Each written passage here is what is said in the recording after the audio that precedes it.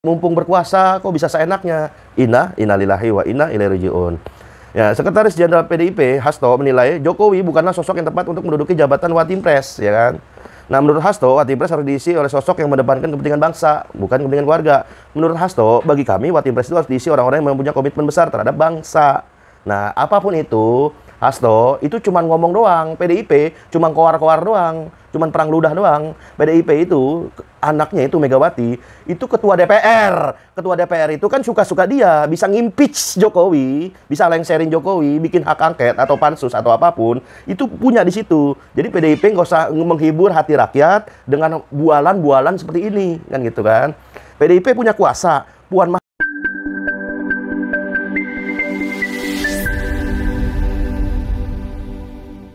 Bismillahirrahmanirrahim.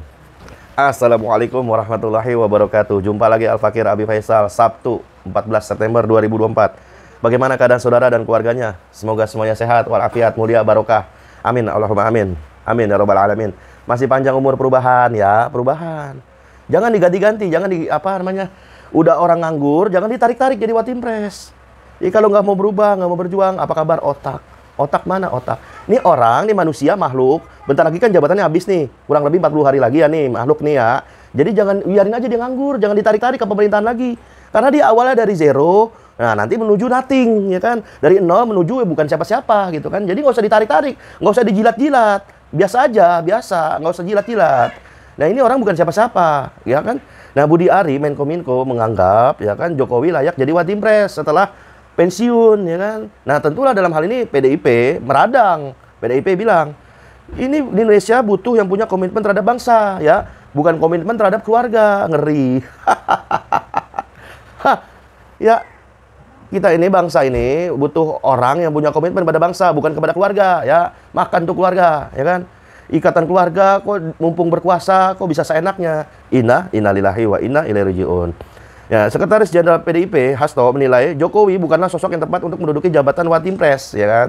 Nah, menurut Hasto, Watimpres harus diisi oleh sosok yang mendepankan kepentingan bangsa, bukan kepentingan keluarga. Menurut Hasto, bagi kami Watimpres itu harus diisi orang-orang yang mempunyai komitmen besar terhadap bangsa.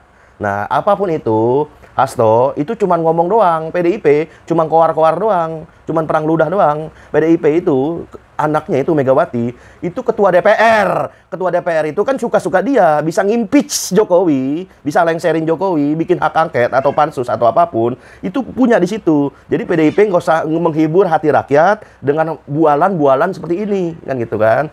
PDIP punya kuasa, Puan Maharani ketua DPR punya kuasa, pakai dah itu buat pansus kek, buat hak angket kek.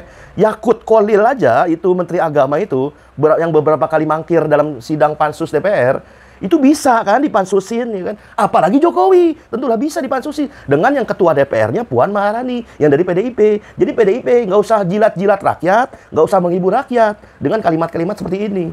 PDIP itu makomnya adalah jabatannya ketua DPR.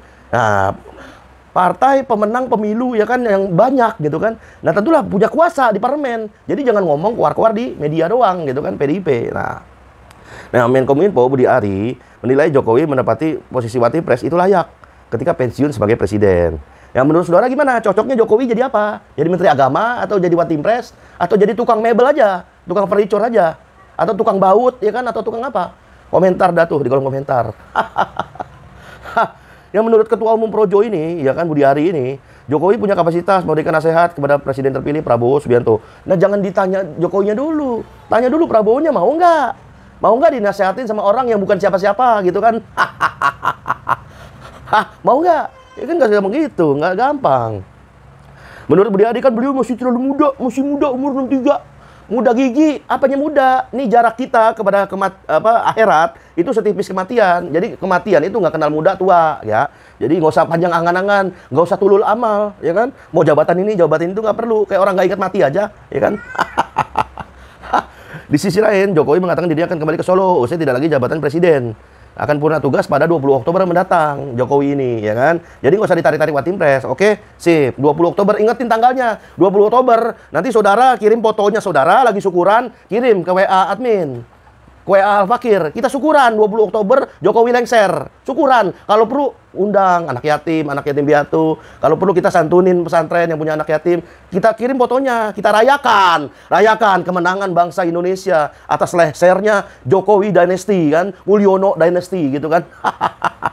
20 Oktober catat tanggalnya. Nah, menurut Jokowi, saya mau pulang ke Solo. Sembari tertawa, saya mau pulang ke Solo.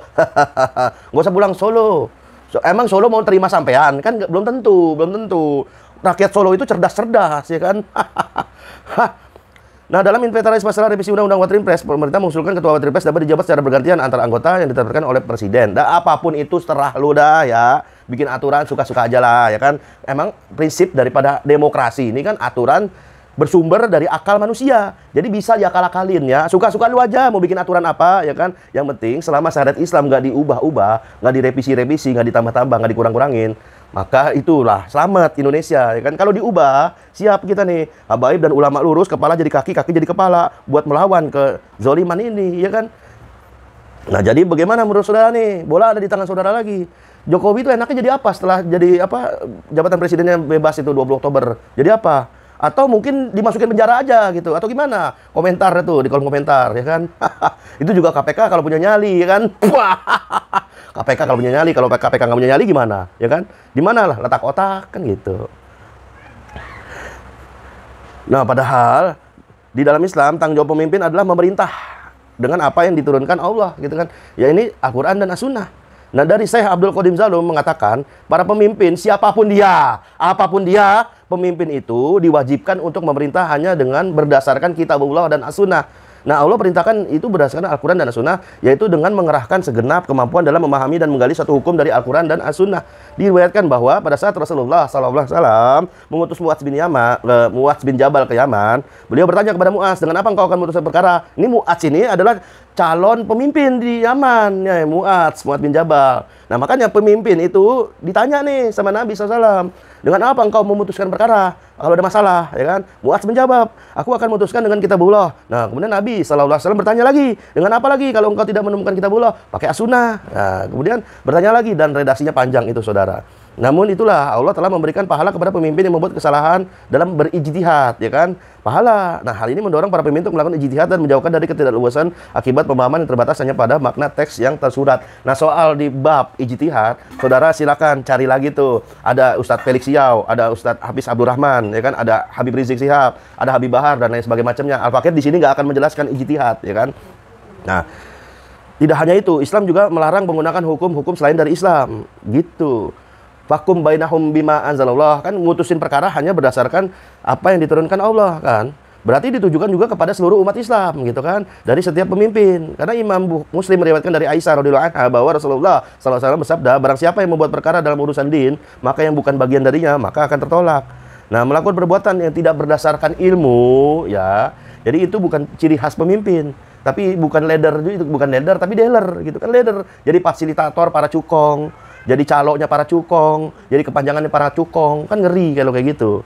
Nah kan, jadi pernyataan-pernyataan di atas tadi, tanggung jawab pemimpin adalah memerintah apa yang diturunkan oleh Allah Subhanahu wa Ta'ala, bukan memimpin apa yang diturunkan oleh Aristoteles lah, Socrates lah, Plato lah, demokrasi lah. Itu bukan dijadikan dasar, kecuali kalau pemimpin kafir. Ya kalau pemimpin kafir iyalah pakai demokrasi, pakai Socrates, Plato, Aristoteles, pakai Machiavelli, pakai Montesquieu, ya kan, pakai John Locke, ya kan, John Locke, ya kan, sistem ekonomi kapitalis itu pakailah. Kalau yang namanya pemimpin muslim ya sudah selayaknya pakai aturannya Islam, gitu kan. Karena antara demokrasi dan Islam itu bukan diletak di musyawarahnya, bukan diletak di suronya, tapi diletaknya bagaimana ini apakah halal haram. Kalau demokrasi nggak bicara halal haram, bicaranya legal atau ilegal. Ya saking ilegal atau ilegalnya itu sampai-sampai di sidang kasus korupsi timah itu di saksi sidang korupsi timah itu menyebut-nyebut nama Jokowi yang sudah yang katanya akan berencana melegalkan tambang ilegal. Nah, itu di dalam demokrasi bicaranya legal atau ilegal. Tapi kalau di dalam Islam, ya kan, bicaranya bukan legal atau ilegal, bicaranya adalah wajib kah, sunnah kah, makruh kah, haram kah, mubah kah, kan gitu.